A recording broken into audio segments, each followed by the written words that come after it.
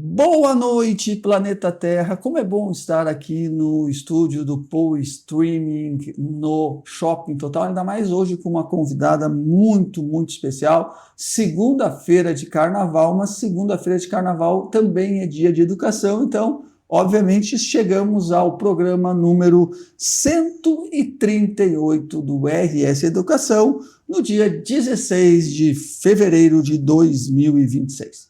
O programa RS Educação é transmitido ao vivo toda segunda-feira às 19 horas e 30 minutos pelo canal Poe Streaming no YouTube e Facebook e no canal 160 da Soul TV, também no canal 15 da RBTV Serra Gaúcha.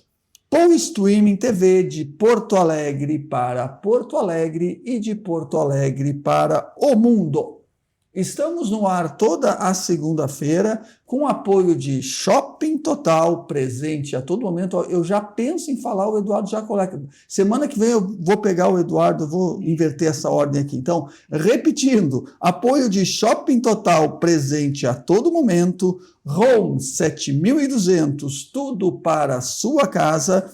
E Ambientalize Locadora, ambientes inesquecíveis para o seu evento. Vocês viram ali embaixo todos os telefones, e-mails, WhatsApp para procurar esses nossos apoiadores. E o patrocínio é do Sinep RS, o Sindicato do Ensino Privado do Rio Grande do Sul. Lembrando que algumas escolas já começaram as aulas, né, semana passada, e as que não começaram, começam as aulas agora na próxima semana, logo depois do carnaval. Então fiquem atentas, famílias, para o início das aulas, né? Não percam o seu primeiro dia de aula. Assine o nosso canal no YouTube e ative as notificações clicando no sininho. Como já disse, Poe Streaming é o canal de comunicação online do Rio Grande do Sul, que leva até você conteúdo de qualidade, com a possibilidade de visualização quando e onde você quiser, na palma da sua mão. A direção geral é de Fabiano Brasil, coordenação geral de Tavison Esteves e coordenação técnica de Eduardo Azevedo, que hoje está dividindo aqui comigo esse estúdio. Bom encontrar meu amigo Eduardo pessoalmente, também encontrei o Tavison hoje, só acho que o chefe Fabiano já está de carnaval que eu não encontrei hoje aqui. Poe Streaming é uma emissora do grupo F Brasil. Muito bem, como fazemos toda segunda-feira, e não tem por que ser diferente só porque é carnaval, vamos aos fatos relevantes que marcam a história no dia 16 de fevereiro de ano de 1630. No dia 16 de fevereiro de 1630, aconteceu lá no estado de Pernambuco a invasão holandesa. E neste dia foram tomadas as cidades de Recife e de Olinda pelos holandeses. Imagina como ia ser o Brasil hoje se a nossa colonização fosse holandesa e não portuguesa. A história é essa e o resto a gente fica imaginando. No dia 16 de fevereiro de 1867, foi inaugurada a Estação da Luz em São Paulo e também criada a primeira ferrovia em São Paulo, a Highway. Olha só que legal, né? Isso faz muito tempo. Vamos dar um pulo para 1923, quando o arqueólogo Howard Carter abre a câmara mortuária do faraó Tutancâmon, né? Você se lembra? Teve até uma série sobre isso, e a maldição de Tutancâmon. Isso foi um fato histórico relevante. Em 1959, né? Em Cuba, Fidel Castro se transforma no primeiro-ministro de Cuba quando uma revolução, né, derrubou o Fulgêncio Batista em 1º de janeiro. E, finalmente, em 2005, no dia 16 de fevereiro, entra em vigor o protocolo de Quioto, né, faltava só a assinatura da Rússia, para a redução de emissão de gases em relação ao efeito estufa. Eu quero aqui trazer 3 nascimentos relevantes, e todos na área do esporte, que aconteceram em 16 de fevereiro. O primeiro deles, em 1958, nasceu o jogador de basquete Oscar Schmidt. Eu quero dizer que eu já fui tiete, né? Eu me lembro que eu estava tomando café colonial uma vez em Gramado, encontrei o Oscar Schmidt, fui lá, incomodei ele para tirar uma foto comigo. Nasceu em 1959, um ano depois, o tenista norte-americano John McEnroe. E em 1964 nasceu o centroavante Bebeto, goleador, né? Disputou várias Copas do Mundo e campeão mundial em 1994, quando ele tinha 30 anos. Faleceu no dia 16 de fevereiro o ex-presidente brasileiro Jânio Quadros, 22º presidente, faleceu aos 74 anos em 1992. Hoje é dia do repórter e dia do repositor de mercadorias. Olha só, eu não sabia que nós tínhamos o dia do repositor de mercadorias, que é uma pessoa muito importante. Nós precisamos dele muito quando nós vamos para o mercado, né? Mas muito bem, já falei muito no programa de hoje, porque eu tenho uma convidada especialíssima. Olha, é uma das pessoas que eu conheço que mais entende de educação. Educação ela entende muito. Se eu vou falar de avaliação, ela entende mais ainda. Então, hoje eu estou com uma autoridade aqui. Hoje é aquele dia, pessoal, que eu vou ficar quietinho no meu programa. Muito bem-vinda. Ela é mestre em linguística, ela é pesquisadora também, e ela também é diretora do Departamento de Avaliação da Secretaria de Educação do Rio Grande do Sul, Salete Albuquerque. Muito obrigado. Que legal poder te receber no RS Educação. Eu sei que nós vamos ter assunto aqui para uns 3 programas, mas nós temos mais só 45 minutos. Muito boa noite, muito bem-vinda. Boa noite, Bruno. É um privilégio estar aqui compartilhando com você desse espaço de fala. E há muito tempo a gente se conhece, né, Bruno? E eu conheço as tuas bandeiras, né? As tuas lutas, e a gente comunga de muitos sonhos parecidos, né? Então é um privilégio mesmo estar aqui com você, falar de um tema tão importante e tão sensível ainda, né, no Rio Grande do Sul.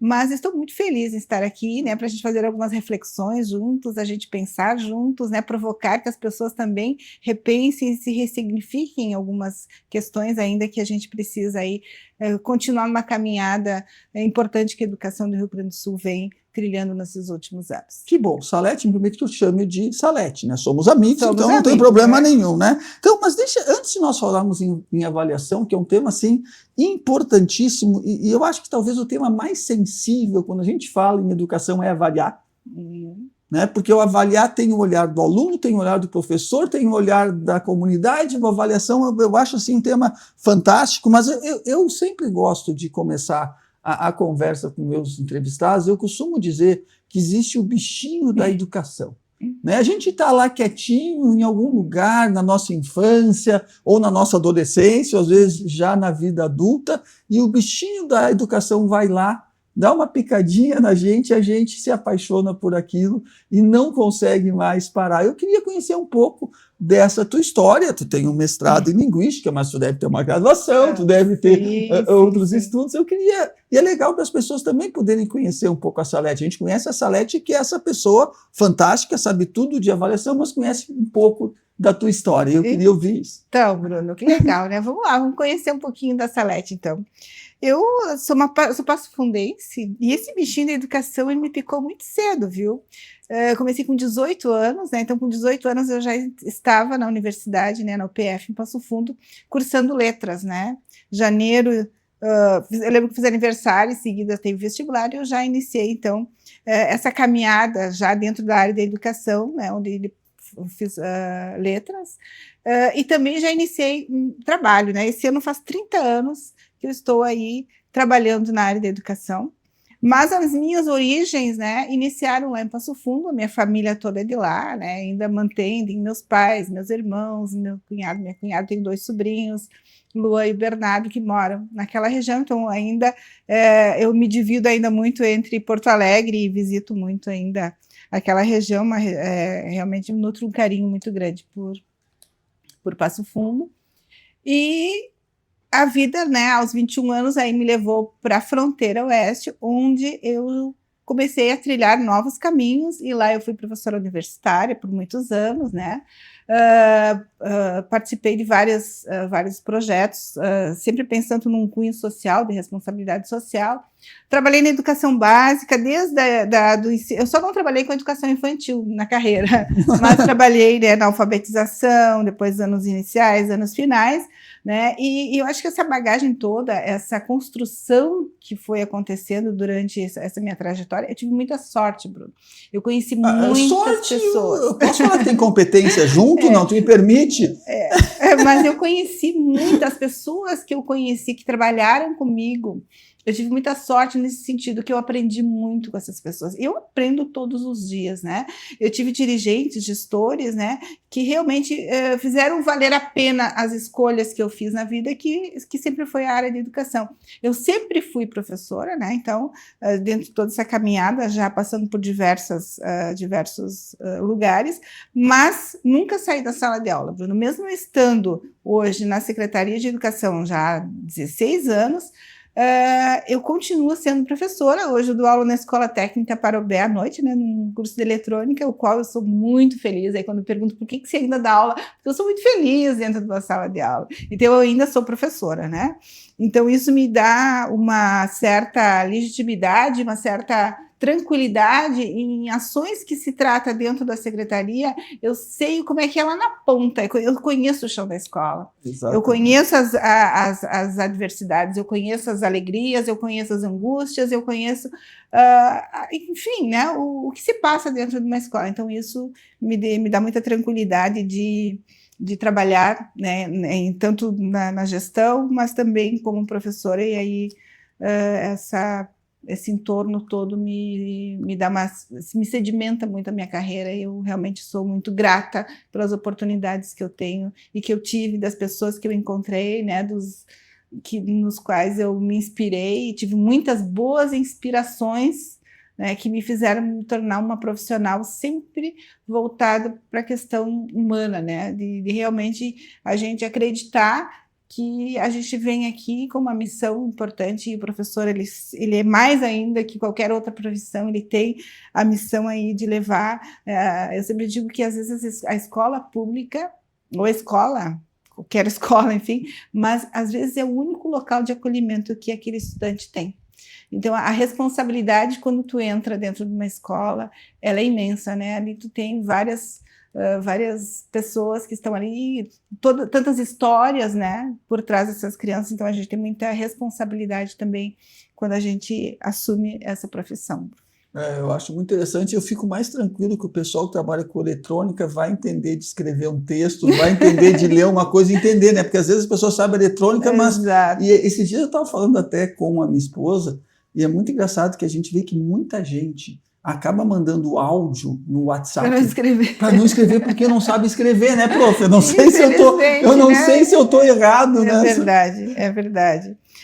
Mas, Bruno, é uma caminhada, né? Eu penso que tudo é uma caminhada, e nada, eu tenho plena convicção que nada é por acaso, né? A gente está nos espaços que a gente está por algum motivo, né? E a gente precisa cumprir a missão que a gente foi colocada ali, né? Eu tenho muitas crenças, né? Eu sou muito espiritualizada, e eu acredito sim que a gente precisa fazer o melhor para melhorar a vida das pessoas. Né? Fantástico. E não tem maneira melhor de melhorar a vida das pessoas se não for pela educação. Pela educação. Eu acredito que é o caminho que a gente consegue aí, né, fortalecer para que esses estudantes...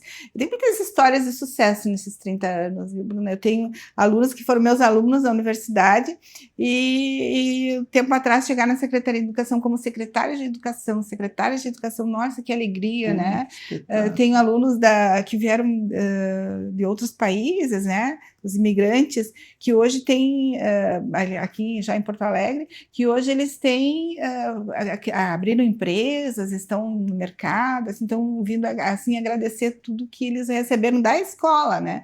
A escola que transformou a vida dessas pessoas. Eu diria que salvo se a pessoa tem um dom especial, é um jogador de futebol, um tenista, um atleta, o único elevador social que nós temos no nosso país é a educação. É a educação, exatamente. E as pessoas precisam se dar conta disso. E nós, né, eu sei, Salete, a gente comunga muitos pensamentos. Quando é que nós vamos conseguir que as pessoas enxerguem isso que nós estamos enxergando? O que tu acha que falta para que as pessoas Entendam isso.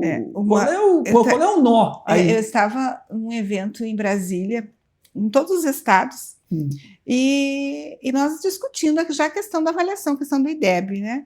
E aí eu conversei com uma secretária de educação de um determinado estado, aqui não vou fazer propaganda dos estados, É verdade. mas eles estavam em penúltimo lugar no IDEB e eles passaram, em 2 anos, eles passaram para o 3º lugar no IDEB. E eu perguntei, que mágica, o que vocês fizeram, né, no estado de vocês? E ela me respondeu o seguinte: isso aconteceu quando todas as pessoas perceberam que educação é responsabilidade de todos. Né? E aí, então, me fez refletir, me fez pensar muito, né, eu nunca mais esqueci essa pessoa e essa fala, e em todos os espaços que eu tenho oportunidade, não é o professor em si que é o responsável por tudo, mas sim a sociedade, né, enquanto para dar a sustentação para que esse professor possa realmente fazer um bom trabalho na sala de aula. Mas a responsabilidade sim, eu gostei nós, disso, né? Aqui, anotei a frase aqui, educação é responsabilidade. Isso, inclusive, se eu não me engano, está na Constituição. Está na Constituição. Está na Constituição, né? Está na Constituição. Garantir os direitos, né?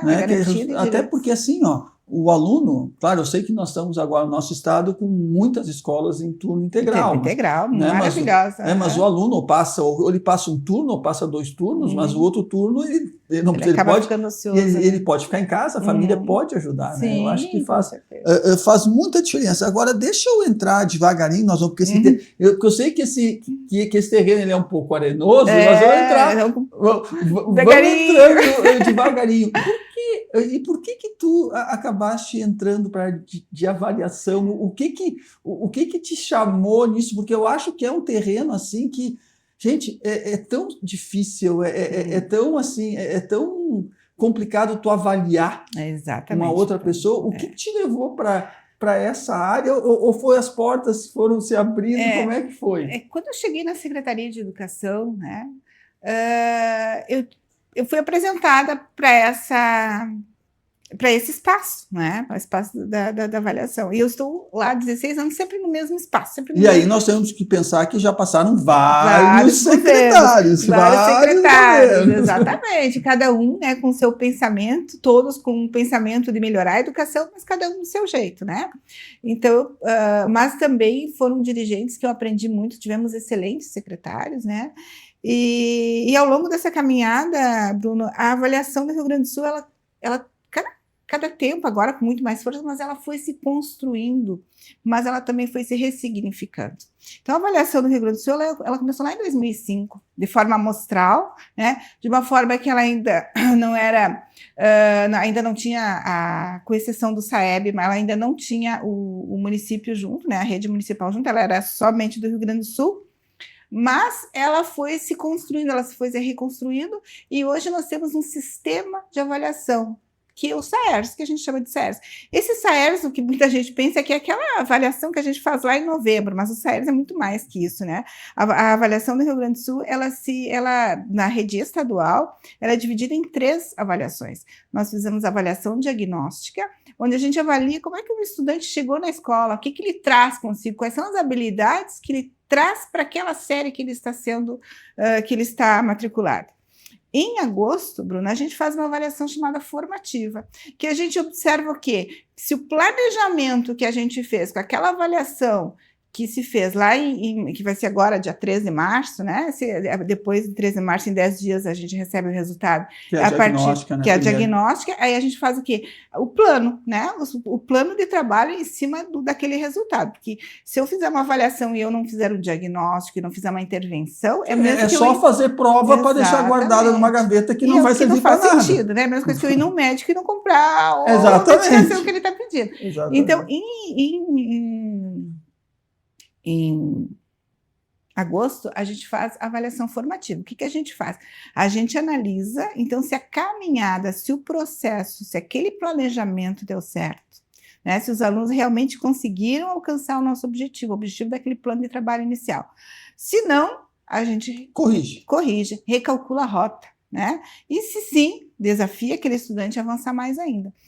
Essa avaliação, tanto a diagnóstica quanto a formativa, ela tem uma especificidade que ela é feita com todos os estudantes de 2º ano do ensino fundamental ao 3º ano do ensino médio. Nós estamos tão bem assistidos hoje, Bruno, que a gente não faz mais nem no papel essa avaliação. A gente faz nos Chromebooks. E os pequenininhos fazem também? Com exceção do segundo... eu já tomei um susto. Com exceção do 2º e 3º ano. Mas os pequenininhos fariam. Acho que nós teríamos mais dificuldade. Eu teria mais dificuldade do que os pequenininhos. Aí o 2º e o 3º a gente imprime, e aí o professor lança na plataforma o gabarito, e aí a gente tem esse resultado. Mas os demais, a gente tem uma economia de mais de 3 milhões, né, não imprimindo provas mais, testes para que eles realizando o teste no Chrome. Mas aí, gente, vem aí a avaliação somativa, que é aquela de novembro, que aí, gente, aí sim, aí a pegada é maior, né? Nós temos aí toda a rede municipal com 2º, 5º, 9º e nós do ensino do Estado com o 3º ano do ensino médio. Essa avaliação, ela é de língua portuguesa, ela traz uma proficiência, então, de língua portuguesa e matemática. Assim como o SAEB, né? Nós temos o SAEB também, nós temos de forma bienal, a nossa avaliação do SAERS somativa, ela é anual.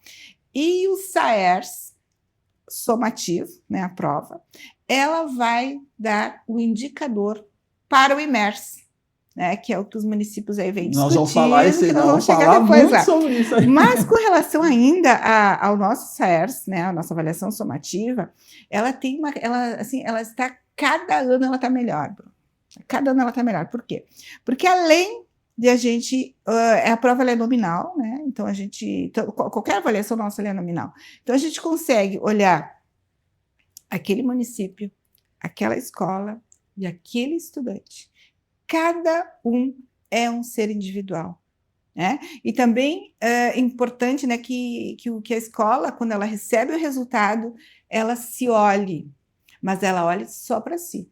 Porque eu não posso, nem mesmo dentro de Porto Alegre, não posso comparar uma escola, né, por exemplo, a escola Uruguai, né, com uma escola da periferia. Então, as oportunidades não foram as mesmas. A gente sabe hoje que a família, quanto mais os pais, principalmente a mãe, a figura da mãe, quanto mais instrumentalizada é a mãe, maior é o IDEB, maior é o IDERS, isso é comprovado, né? A gente sabe que os pais que leem 2 livros por semana, o vocabulário das crianças da educação infantil, ele é 17% maior do que os estudantes que os pais não que fazem ficam no celular. Que ficam no celular, exatamente. Então, tem questões que essa caminhada que a avaliação vem hoje, ela vem numa caminhada de construção. O que eu acho legal, desculpa que eu estou te interrompendo, estava muito bom te ouvir, mas o que eu acho legal é que não é avaliação pela avaliação. Eu, como gestor, eu acabo pensando que vocês estão sempre lá rodando o PDCA. Vocês planejam, né? Vocês tiram o resultado, vocês vão lá, avaliam, depois veem como é que está. Eu acho legal porque não faz sentido eu fazer a prova para ficar lá com um pedaço de papel com o resultado. Exatamente. Se eu não ajo em cima desse resultado, é como se eu não tivesse feito prova nenhuma. Exatamente. Eu acho que isso eu acho que deve ser motivador. É motivador e uma característica importante que a gente procura nas nossas devolutivas pedagógicas é justamente a questão da punição, porque nós somos herdeiros, né, de uma avaliação classificatória, punitiva, né, do certo e do errado, aquela caneta vermelha, né, riscando. Eu lembro. Então, não foram muitas na minha vida, mas eu lembro, foram algumas. Mas hoje a gente, né, cada vez mais as pessoas estão tomando consciência, né, e uma coisa muito legal que eu quero te contar de primeira mão aqui no teu programa, Bruno, que a avaliação, né, além dos estudantes, na participação dos estudantes, né, nós temos agora a participação dos pais. Opa! E, assim, eu levei um choque, Bruno, quando eu olhei o resultado dos respondentes. Então, os estudantes, eles respondem o questionário contextual impresso, porque já vem junto com a avaliação deles. O diretor da escola e os professores online, e os pais foram convidados a também responder um questionário contextual. Opa! Esse questionário contextual, no ano de 2025, teve 52 mil pais ou responsáveis respondendo. E qual era, sem me ideia qual era a população total, mas nós temos 400 mil estudantes. Então foi um número expressivo. Por quê? Porque nunca aconteceu. Nunca tivemos isso. Então, o que a gente vai ter agora? A gente vai ter a voz da família dentro da escola. Sabe que, mas eu vou dizer uma coisa, normalmente quando a gente faz reunião pedagógica, tu sabe como é que é isso aqui, né? Geralmente os pais que vêm são aqueles que não precisavam ter vindo. A gente espera que os pais esses... Como era online, no celular, eu acredito que as variáveis sejam muitas, né? Mas vamos esperar para ver. Os resultados ainda não chegaram, né? Eles vão chegar agora em final de março, a gente vem... Tá, mas os pais, eles fazem uma análise da escola, não é nada sobre a formação dos pais, né? Porque senão... Também. Também a gente procura saber como é que é a família, né? Tem a questão do nível socioeconômico, aí a gente faz itens que provoquem uma resposta, né, para que a gente possa entender o contexto da família, a escolarização, mas a gente também trabalha muito a questão... São várias frentes que a gente tem, a gente trabalha a questão do antirracismo, a gente trabalha a questão, né, de como é que é o clima escolar, como é que a interação da escola com a família. Então, são vários itens e a gente vai aí depois compor e vai divulgar. Vocês estão com uma IAP trabalhando para esses dados? A gente vai precisar. Sim, né? A gente não recebeu ainda, mas a gente tem um BI muito bom que a equipe da avaliação fez, que ficou realmente muito, muito interessante, onde a gente consegue fazer um cruzamento do estudante, né, com várias variáveis, né, para a gente conseguir entender o contexto e perceber também... Sim, a gente pode até cruzar com a questão da economia onde ele está morando. Exato, que é uma das variáveis de MERS, né? E o que a gente observa ali? Os fatores externos da escola, Bruno, ele interfere muito na proficiência do estudante. Então, quanto mais eu conhecer o território, quanto mais eu conhecer os fatores externos que impactam, né, dentro do cenário da escola, a gente consegue mais produzir, então, política pública que venha ao encontro das necessidades dessa comunidade. Uma coisa eu tenho para mim, algumas certezas, a gente não tem muita certeza hoje, né? Mas uma das certezas que eu tenho é que quanto mais a escola estiver inserida na comunidade e mais a comunidade se sentir parte, se sentir que a escola faz parte dela, melhor vai ser o resultado. Nós tivemos uma escola em Novo Hamburgo recentemente, acho que é uma escola estadual, que ela foi eleita uma das melhores escolas do mundo recentemente, num prêmio, a Adolfina. O que era? Era uma escola que estava inserida na comunidade, e aí as coisas aconteciam, os pais ajudavam, os pais se sentiam participativos. Eu acho muito legal, tu vê, eu achei incrível isso que vocês estão ouvindo os pais já também. Exatamente, essa ideia de pertencimento, né, Bruno, que se perdeu ao longo dos anos, né? Eu lembro na minha infância a presença da família da escola, e aí vem todas as questões aí que a gente reconhece, né, a questão da mãe, né, que hoje já, né, ela trabalha... A mãe é trabalhadora hoje. Trabalhadora, né? São chefes de família, mas a gente está tentando resgatar justamente isso, né? Essa ideia de pertencimento, que a família se pertencente e também com atitude, né? Ou seja, o que ela respondeu lá naquele questionário vai ser a voz dela dentro das escolas. Eu acho incrível a quantidade de dados que vocês vão ter, e o trabalho vai ser transformar esses dados em informação. Em informações, exatamente, que por si só ele não vale nada, né? Sim. Exatamente, a gente está preparando aí um grande seminário, né? Só dos questionários contextuais, né? Justamente para que a comunidade aí saiba, né, que a gente obteve. Então é importante. O questionário, esse ano vai ter questionário para os pais também? Também. Pais, vamos lá, atenção, pais que estão nos vendo agora, quando que deve ser esse questionário? Vai ser em novembro, a gente tem em novembro, tá. Então nós temos, vai ser junto lá em novembro. Sim, ele é sempre junto no período da aplicação do SAERS, que sempre acontece na primeira quinzena de novembro. Então, pais, botem na sua agenda lá, a primeira quinzena de novembro. É importante porque é uma avaliação, é uma resposta, é poder ajudar, é poder fazer parte, é até de marcar cruzinha, não precisa... no próprio celular, um link bem acessível, e esse instrumento, ele vai nos dar informações que até então a gente não tinha, né? Então, eu estou muito ansiosa também para receber esses resultados, para justamente a gente ter, né, ver o que a gente aí vai ter de novidade aí para que a comunidade possa. Eu acho incrível. E assim, e muito legal também, Salete, é que já existe um dado histórico dos municípios, dos resultados e das próprias escolas estaduais. Isso. Né? Já se tem um dado histórico, e eu acho que deve ser incrível pegar esses dados e olhar durante a pandemia. O que aconteceu? As recomposições. Nós já conseguimos recuperar tudo que nós como é que está? Tu consegue me dizer se nós já não, chegamos ao nível que a gente estava a gente antes da a gente pandemia? acredita que este ano, né, o resultado desse ano vai nos dizer muito. Mas porque olha só, o Rio Grande do Sul ele teve, Sim, se né, não é pandemia, é seca, se não é seca, é enchente, se não é enchente, o Rio é Grande do Sul, tornado. tu imagina que a região da pandemia, da enchente era 28% da população. Né, porque foi toda essa questão mais populosa, Porto Alegre, Sim, Canoas, pegou a serra lá onde eu estava, Bento lá, não conseguia. Então em números absolutos, né, é uma grande quantidade. Então nós tivemos a pandemia, depois nós tivemos a enchente, né, e isso tudo, claro que afetou por demais, né, mas imediatamente tanto os municípios quanto a Secretaria de Educação se provocou aí a recomposição de aprendizagens, e a gente fez muita coisa, né, a Secretaria criou, então, vários produtos, né, a gente fez um material estruturado, a partir das avaliações, né, a gente olha para aquele estudante, para aquela turma, para aquela escola, e vê quais as habilidades, né, por exemplo, um aluno está no 9º ano, tá? E aí a gente avalia se as habilidades que ele tem hoje, que ele apresentou naqueles testes, estão adequadas ao 9º ano. E a gente sabe que, infelizmente, a gente vê ainda que tem estudantes que estão com habilidades lá do 6º ano, do 7º ano, que ele está no 9º, então não adianta nada eu querer dar continuidade àquele 9º ano se eu não recompor, né? Então foi isso que a secretaria fez, ela recompôs, né? Ela fez um material onde diminuía essa distância, dava o alicerce para que ele pudesse chegar realmente. Até porque tu não vai para frente. Não vai para frente.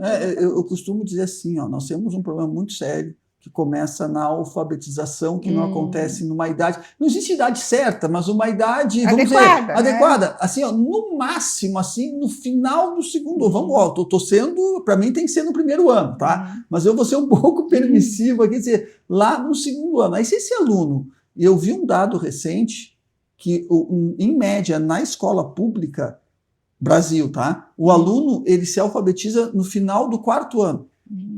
Aí, quando chega no 5º ano, ou no 6º ano, que vai entrar a pluridocência, ele já vai se perder. Ele já vai se perder. Aí ele não vai conseguir chegar no fim do ensino fundamental e já não faz o médio. É isso que tu falou, se a gente não dá base para essas crianças, porque assim, ó, eu li um outro dado que para mim é um dado assim que me dá uma tristeza, e é dado do Brasil também, né? Que 90% dos nossos jovens que terminam o ensino médio não aprenderam o que tinham que saber de matemática. E 70% em português. Então, assim, eu fico triste, né? Dá uma tristeza na gente. É muito bom te ouvir em ver assim, ó, eu estou há 16 anos, né, nessa caminhada, e a gente sempre trabalhou no achismo. Eu acho que hoje, né, e isso muita gente deve aos últimos secretários, né, de educação, especialmente, né, nós tivemos um secretário Faisal, depois tivemos a secretária Raquel, né, e a gente teve vários dirigentes, a professora Yara Wortmann, né, então, que se pensou, que começaram a pensar, e agora com muito mais força, em trabalhar efetivamente intervenções a partir das evidências, né? Hoje não se faz mais nada sem um indicador, né? Então, para isso que a gente precisa avaliar, a gente precisa ter instrumento para demonstrar realmente, não no achismo, mas na materialidade. Hoje a gente busca materialidade para criar política pública. E eu acredito que agora sim a coisa vai andar. Porque quando a gente sai do achismo, na hora que tu está me dizendo, olha, dado estatístico acontece isso, né? Então, olha só, hoje está no dia a dia das pessoas, né? Do dia a dia, hoje tu consegue dialogar com as escolas, elas falam de SAEB, elas falam de IDEB, elas sabem o que é uma habilidade, elas sabem o que é uma competência. Olha que maravilha! Então, elas estão instrumentalizadas, então é um caminho, eu digo que é um caminho sem volta, né? O Rio Grande do Sul, finalmente, ele está numa caminhada que ele conseguiu perceber que a avaliação não veio para punir, ela não veio para ranquear, ela veio sim para dar uma direção, né? Uma direção para aquela escola, para saber como é que ela está, aonde que ela precisa chegar e o que ela precisa fazer nessa caminhada. E isso tudo para quê? Para garantir a verdadeira essência da escola, que é garantir as aprendizagens para todos, com equidade. né? E a gente tem muito cuidado nesse sentido também, justamente que as oportunidades sejam realmente para todos, porque a gente sabe que a gente tem um gap com relação, né, a várias variáveis, privada, né? por exemplo. Tem, entre outros, né? Então, a gente acredita, sim, que cada vez mais eu acredito que a educação no Rio Grande do Sul, ela está num cenário muito bom e que cada vez mais a gente vai aí alcançar os nossos objetivos e dar a educação que o gaúcho merece, É verdade, né? eu acho muito interessante que tu traz, assim, que nós tínhamos alguns problemas com educação. Um deles era a universalização. Hoje nós praticamente estamos, vou dizer que 100%, mas estamos atingindo quase todas as metas, né, dos alunos. Agora nós temos que melhorar a qualidade. Exatamente. Né? Eu acho que é o segundo passo. Tá? Se desse os dois ao mesmo tempo, era melhor. Era melhor, mas às vezes não é possível, né, Bruno? Não é possível. Mas eu vejo assim, eu sou muito otimista e eu sou uma sonhadora, né? Com educação, eu acredito realmente que a gente vai aí garantir que os nossos estudantes aí possam aí disputar, né, com as mesmas oportunidades, né, porque hoje o Enem está aí, né, e ele sim, ele é classificatório, classificatório, né, exatamente. e a gente precisa instrumentalizar os nossos estudantes para que eles tenham as mesmas oportunidades dos outros estados, que eles possam aí sonhar, que eles possam alcançar aí as universidades, né, de uma forma mais falando em resultados, eu lembrei que eu vi mais o do PISA, né, que é a prova aplicada aos nossos alunos de 15 anos, independente da série que esteja, mas aí ele é por idade, e também uma informação Brasil, né, que 70%, 67% dos nossos jovens não sabem definir o que é fato do que é opinião. É uma habilidade, né? Ela como professora de português, eu vou dizer assim, eles leem um texto... que essa habilidade, ela requer interpretação, né? E nós somos muito tempo trabalhando em cima da compreensão, né? E essa habilidade da interpretação, ela é uma habilidade que ela requer um pensamento muito crítico, uma consciência emancipatória, e aí o papel do professor é fundamental nessa caminhada, né? De realmente provocar o estudante a uma reflexão onde ele possa aí realmente emancipar, né? Se emancipar e tem um pensamento que possa fazer relações com outras variáveis, da intertextualidade. Em cima daquele texto poder pensar em questões diferentes, né? E relacionar também, né? As inferências que tem, o que a gente chama das inferências que não está ali explícito dentro de um texto, né? E não é uma coisa fácil, e a gente precisa aí, né, cada vez mais da leitura, né? Leitura é fundamental para que a gente possa aí alavancar. Né, sabe que eu vi esses dias uma charge fantástica, era uma charge japonesa, tinha uma menina sentada num balanço, ela com um livro no balanço, e o balanço bem embaixo com ela, e mais umas 10 pessoas, 10 coleguinhas dela mexendo no celular. Mostrando que ela lendo era muito mais... Tu sabe que, Bruno, aqui, essa questão que a gente não consegue separar, né, a mãe da professora, né? Eu tenho 2 filhas, né? A Ana Cláudia hoje faz doutorado na USP, né? Que legal, parabéns. E a minha pequena, Teodora, né, tem 12 anos, e elas sempre foram muito, eu cuidei muito dessa questão da leitura, e elas escrevem com uma proficiência assim, maravilhosa, né? Então eu vejo em casa a construção que é e a devolutiva que a gente tem de uma criança que realmente é leitora, né? Hoje não está fácil, né? Com essa questão do celular, a gente precisa estar sempre, né, chamando, né? Não, e aí não sabe, ele não escreve direito, aí já abrevia. Eu posso dizer que no meu tempo eu tive uma grande vantagem aqui, vou contar um pouco da minha vida, mas não vem ao caso também. Eu me lembro que no meu tempo não tinha celular, não tinha WhatsApp, não tinha nada. Eu namorei por carta. Então eu fui obrigado a escrever bonito. Eu tenho até a letra bonita, porque eu tinha, né? Tinha que chamar atenção, fazer alguma coisa. Então eu acabei fazendo. E só antes que eu esqueça aqui, tu falou 3 nomes que eu preciso mandar abraço.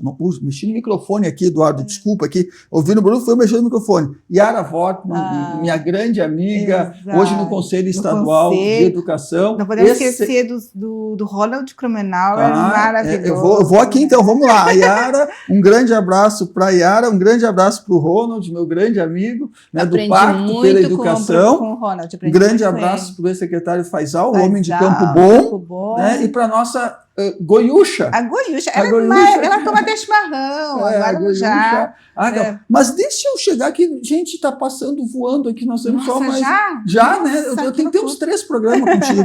Mas vamos lá, o que eu acho, e aqui eu sei que é um negócio meio... Nós vamos entrar talvez numa questão assim que vai, de repente, ferir suscetibilidades, e vamos deixar bem claro que nós não queremos falar de ranqueamento, mas eu acho muito legal, isso é uma norma do governo do estado, existe em outros estados também, depois tu vai falar mais sobre isso, que quanto melhor o resultado que o município alcança, mais verba ele recebe.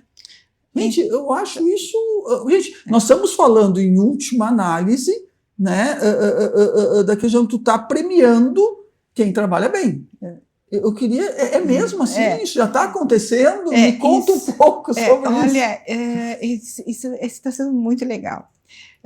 E está sendo muito verdadeiro isso, sabe? Então, quando se começou a trabalhar a questão do SAERS como uma avaliação que seria um indicador para a composição do IMERS, que é a cota parte, né? A gente, assim, foi pensar, assim, não tinha noção de como é que iria se desenhar ao longo do tempo. E hoje, né, já temos aí o 4º ano de avaliação, a gente percebe que, olha assim, eu nunca vi nessa minha jornada de 30 anos os municípios se debruçarem tanto sobre os seus resultados, né? E buscarem alternativas, buscarem intervenções, buscarem aprender realmente essa devolutiva pedagógica, o que significa aquele teste, né? Porque o nosso teste do SAERS, ele não é um teste simples, ele é em consonância com o SAEB, e ele traz a teoria de resposta ao item, né? Ele como o Enem. É aquela coisa que tu não pode errar, se tu erra uma fácil e acerta uma difícil, ele não conta porque tu não tá certo. É que, na verdade, ele aquela coisa assim, tipo a questão Enem. do chute. Exatamente, igual, é a mesma teoria, teoria de resposta ao item. Então, a gente tem as questões muito difíceis, as médias e as fáceis, então, né? É melhor começar pelas fáceis. Exato. Então, todo esse aprendizado, e a gente aprendeu muito também, porque foi necessário a gente sair da nossa zona de conforto enquanto funcionário, enquanto professor lá dentro também da secretaria. A gente saiu de uma zona de conforto, né? E foi o que a gente teve que se debruçar também para aprender, né? Porque não foi fácil também essa mudança toda para nós, né? Imagina para os municípios, para as escolas. Mas hoje sim, Bruno, a gente tem o IMERS, né? Pensando agora só no IMERS, ele é um pouquinho diferente do SAEB, porque o SAEB ele tem 2 variáveis apenas, que é a aprovação e a proficiência, né? Então tem a nota padrão da língua portuguesa e matemática. Com a aprovação, ele tem, quanto maior a aprovação e a proficiência, maior vai ser o IDEB. Então, é uma. Agora, o SAERS, ele é um indicador, então ele tem a partir do teste, ele vai sair a nota padronizada, mas ele tem outras variáveis. Ele tem a participação do estudante. Ah, sim, porque senão só bota os bons para fazer a prova. Exatamente. Então, isso é uma questão assim, bem importante. Por que a gente está garantindo aqui a equidade? Garantindo que todos os estudantes vão fazer a prova. Né? Porque se ele não fizer, o município também vai ter uma penalidade, porque quanto maior a participação, maior também vai ser o cômputo depois para computar o IMERS. E tem uma outra questão importante, que é a educação especial. Nós avaliamos todos os estudantes também da educação especial, então a gente também tem uma devolutiva pedagógica, ela não entra no cômputo. Ah, sim, eu ia te perguntar. Mas ela entra na questão pedagógica, e a gente faz uma devolutiva depois, pensando então em todas, contemplando, na verdade, todos os estudantes da rede, tanto a rede municipal quanto a rede municipal, claro, dentro dos anos avaliados, que é o 2º, 5º, 9º e o 3º, porque são finais de ciclo, né? E isso também não quer dizer as pessoas, mas como é que você faz para avaliar? Mas só avalia esses anos. Mas o que a gente faz? O 5º ano, né, o 9º ano, ele vai avaliar, ele vai, né, a gente vai observar os itens, exato, os itens do 6º, do 7º, do 8º e do 9º. Então, a consolidação dele é no 9º. No ensino médio é a mesma coisa. Então, a gente faz essa organização de tal forma que os itens eles são padronizados, né? Eles são pré-testados, para depois ele chegar aqui, né, na mesa da escola, depois de um longo trabalho, né, de tratamento desses itens, né? Os itens hoje eles são feitos por profissionais, eles são validados, eles são revisados, aí vai para um outro estado para fazer um pré-teste, para aí que se vê se o item ele é fácil, ele é difícil, ele é médio a partir de um pré-teste, né? A gente consegue observar então a padronização e depois a gente faz a organização dos testes a partir, né, dessa organização da teoria de resposta ao item. E aí o estudante, às vezes, né, quando diz, mas no Enem, por exemplo, acontece muito, mas eu acertei tanto e tirei esse. Mas, sim, mas tu chutou muita questão, amigo, tu chutou né? muito. Vai estudar mais, né? Não, tu tem que jogar futebol, tu não tem que ser estudante.